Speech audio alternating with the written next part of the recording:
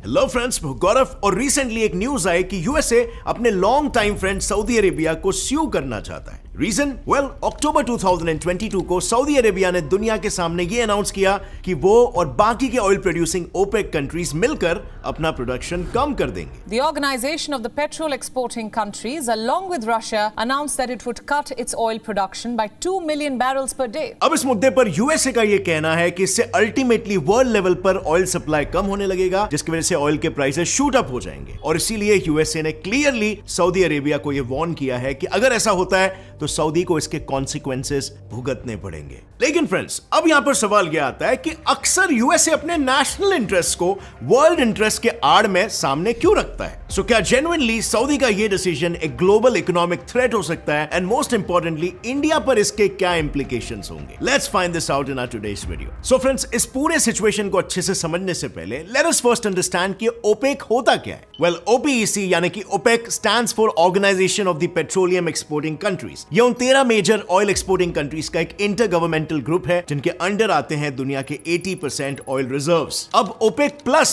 का मतलब यह होता है जब ओपेक कंट्रीज के साथ कुछ नॉन मेंबर कंट्रीज भी अगर जुड़ जाएं, जैसे कि रशिया, बहरीन एटसेट्रा। ये सारे कंट्रीज जैसे कि आप यहां पे देख सकते हो। अब क्योंकि इतने सारे कंट्रीज यहां पर इन्वॉल्व है, सो इट्स नो सरप्राइज कि ओपेक कंट्रीज ने अगस्त में पर डे 29.7 मिलियन बैरल्स तेल को प्रोड्यूस किया था, व्हिच मींस इंडिया के पूरे साल का जो रिक्वायरमेंट है तेल का सिर्फ एक हफ्ते में। बट अब जस्ट इमेजिन, ये सभी कंट्रीज अचानक से अपना per day production 2 million barrels per day से कम कर दे, तो फिर क्या होगा? ऑब्वियसली मार्केट में सप्लाई कम होने लगेगा, जिसकी वजह से ऑयल के प्राइसेस इंक्रीज होने लगेंगे। और एग्जैक्टली यही हुआ भी ब्रेंट क्रूड ऑयल के केस में, जो रशिया यूक्रेन वॉर से पहले तक $79 चल रहा था, वो अनाउंसमेंट के बाद सीधा $93.29 तक शूट हो गया। अब friends, as you know, oil अकेले का अकेला पूरी कंट्री को डुबाने का केपेबल है, और इसके काफी सारे एग्जांपल्स है। और रिसेंट का एग्जांपल जैसे श्रीलंका को देख लो, और ब्रिटेन के बारे में तो आपको पता ही होगा। इन दोनों कंट्रीज के बारे में बाय द वे हमने एक सेपरेट वीडियो भी बनाया है, जिसे आप ऊपर आई बटन दबाकर इस वीडियो के बाद देख सकते हो। तो ये थी यूएस की पहली शिकायत। अब बढ़ते हैं यूएस के दूसरे शिकायत की ओर, जो कि पहली शिकायत से भी ज्यादा बड़ी है। वेल, यूएस के हिसाब से ओपेक प्लस के इस डिसीजन के पीछे रशिया का हाथ है। वेल, ऑयल मार्केट एक्सपर्ट्स के एनालिसिस के हिसाब से इंटरेस्टिंगली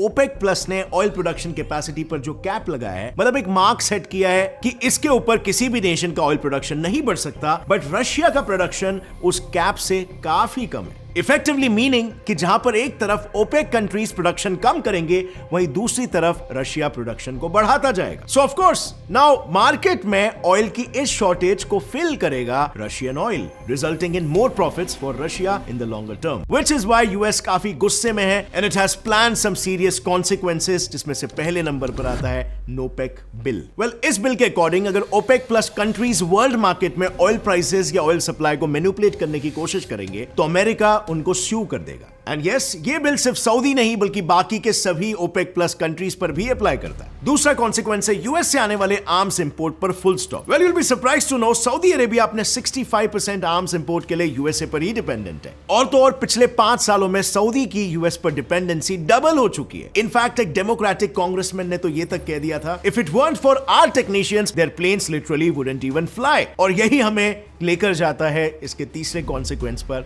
जो कि है सऊदी में तैनात यूएस ट्रिप्स का पूरी तरह withdrawal. Surprisingly, arms and ammunitions की तरह सऊदी यूएस आर्मी पर भी हेवीली डिपेंडेंट है। डिड यू इवन नो कि 1990s के गल्फ वॉर के दौरान इराकी टेररिस्ट सद्दाम हुसैन ने कुवैत को इन्वेड किया था, इस इंटेंशन के साथ कि वो इवेंचुअली पूरे रीजन के ऑयल रिजर्व्स को अपने काबू में ले पाएगा। पर लास्ट मोमेंट पर यूएस के 5 लाख ट्रूप्स ने अपने डेजर्ट शील्ड ऑपरेशन को अंजाम दिया और सऊदी को वहां से बचाया। और आज की तारीख में भी यूएस के कम से कम 3000 ट्रूप्स सऊदी में तैनात रहते हैं, just to protect them from terrorist attacks. In fact troops के साथ साथ तो यूएस ने अपने क्रिटिकल डिफेंस सिस्टम जैसे पेट्रियट, थार्ड एटसेट्रा को सऊदी से विड्रॉ करने की कार्रवाई भी शुरू कर दी है सऊदी अरेबिया पर और प्रेशर बनाने के लिए। सो जैसे कि आप देख सकते हो, कॉन्सिक्वेंसेस तो काफी स्ट्रिक्ट रखने की कोशिश की गई है, लेकिन यहां पर हमें सऊदी अरेबिया का साइड भी एक बार सुन लेना चाहिए। आखिर किस पर्सपेक्टिव से सऊदी अरेबिया यूएस से पंगा लेना चाह रहा है इस बार, और इतने सारे डायरेक्ट और इनडायरेक्ट थ्रेट्स मिलने के बाद भी सऊदी अरेबिया क्यों ऑयल कट करने का फैसला कर रहा है? वेल, सऊदी के एनर्जी मिनिस्टर का यह कहना है कि यूएस के बढ़ते इंटरेस्ट रेट्स की वजह से उन्हें यह डिसीजन लेना पड़ रहा है, बिकॉज आज के तारीख में मेजॉरिटी कंट्रीज डॉलर में ट्रेड करते हैं और यूएस में इंटरेस्ट रेट्स बढ़ने की वजह से डॉलर और भी महंगा हो गया है, तो नेचुरली कंट्रीज ऑयल की कंजम्पशन को कम कर देंगे और प्राइसेस भी कम होने लगेंगे, जैसे कोविड में हुआ था। And add to it world economies का recessionary trend. Well, expert speculations के हिसाब से कोविड और उसके बाद रशिया यूक्रेन वॉर ने सारे नेशंस को हिला कर रख दिया, और आईएमएफ का तो यह कहना है कि the worst is yet to come.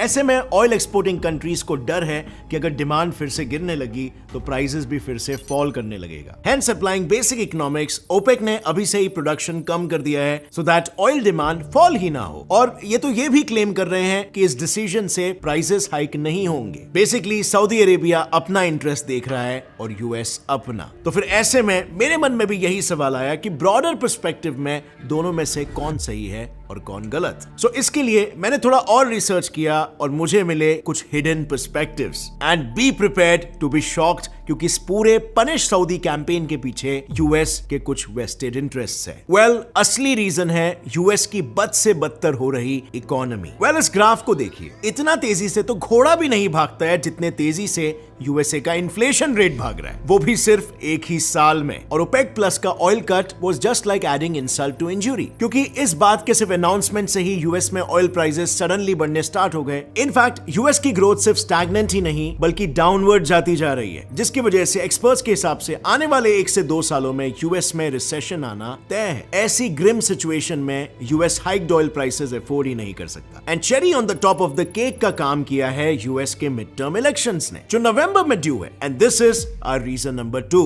Because if you look at it तो यूएस के मिड टर्म इलेक्शंस में हर बार, ऑलमोस्ट हर बार, प्रेसिडेंट की पार्टी सीट्स कम होती ही है, और ऐसे में अगर वोटर्स प्राइस राइज की वजह से नाखुश होंगे तो ये बाइडेन के लिए डिजास्टर साबित हो सकता है। और वो कहावत है ना, desperate times need desperate measures. Biden ने भी सटली अपनी रुख ही बदल दी है, क्योंकि सऊदी फॉरेन मिनिस्टर तो ये तक क्लेम कर रहा है कि पहले तो यूएस ने उनको चेतावनी दी, पर अब बाइडेन उनको रिक्वेस्ट कर रहा है कि बस इलेक्शंस तक ऑयल कट को पोस्टपोन कर दिया जाए तो मेहरबानी होगी। अब ऑब्वियसली सऊदी ने इससे साफ साफ इनकार कर दिया। And if you ask me तो इस पूरे सिचुएशन से मुझे एक मुहावरा याद आ गया, और वो है जैसे को तैसा। इमेजिन पहले कोई आपको गाली दे, आपकी बदनामी करे, फिर अपना काम पड़ने पर आपको पुचकारने लगे, तो क्या आप ऐसे इंसान की कोई भी बात सुनोगे? Obviously not. यूएस के प्रेसिडेंट की कहानी भी कुछ ऐसे ही टर्न आउट हो रही है यहाँ पर। 2019 में जब यूएस में प्रेसिडेंशियल इलेक्शंस चल रहे थे तो मिस्टर जो बाइडेन ने सऊदी अरेबिया को पराया स्टेट बोला था। अब पराया का मतलब यानी कि आउटकास्ट, यानी अनटचेबल। इनफैक्ट यूएस के एक इंटेलिजेंस ऑफिसर ने तो प्रिंस एमबीएस को एक साइकोपैथिक किलर और थ्रेट टू द वर्ल्ड तक कह दिया था। एंड कट टू जुलाई 2022,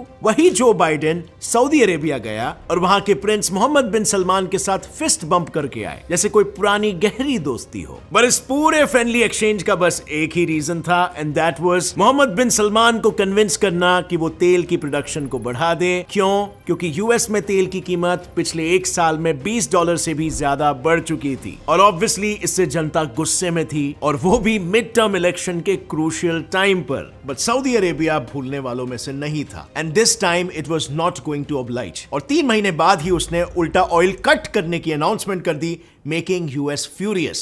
पर फ्रेंड्स, अगर ये सब कुछ हम इंडिया के पर्सपेक्टिव से देखें तो इकरा के अनुसार हर 10 बैरल का इंक्रीज करने पर इंडिया के लिए तेल 0.4% ऑफ जीडीपी से महंगा हो जाएगा। बट इस पूरे ड्रामेटिक इवेंट में भी हमारे इंडियन मिनिस्टर्स ने एक बार फिर अपना यूनिक इंडिपेंडेंट स्टैंड लिया है। पेट्रोलियम मिनिस्टर हरदीप पुरी का यह कहना है कि हर कंट्री के पास एक राइट होता है सप्लाईज को कट करने का, एंड इवन दो उनके हिसाब से प्राइसेस बढ़ेंगे भी, बट इंडिया के केस में हम अपना रास्ता कहीं ना कहीं से बना लेंगे। India, we are very confident of being able to navigate through the situation. So USA, please don't try to increase us in your war. So friends, इस पूरे सिचुएशन में आपको क्या लगता है, इंडिया का स्टैंड कैसा था? क्या वो न्यूट्रल था या किसी कंट्री के सपोर्ट में था? लिखिए अपना जवाब नीचे कमेंट सेक्शन में। See you next time friends. Till then, as always, stay curious, keep learning and keep growing. जय हिंद।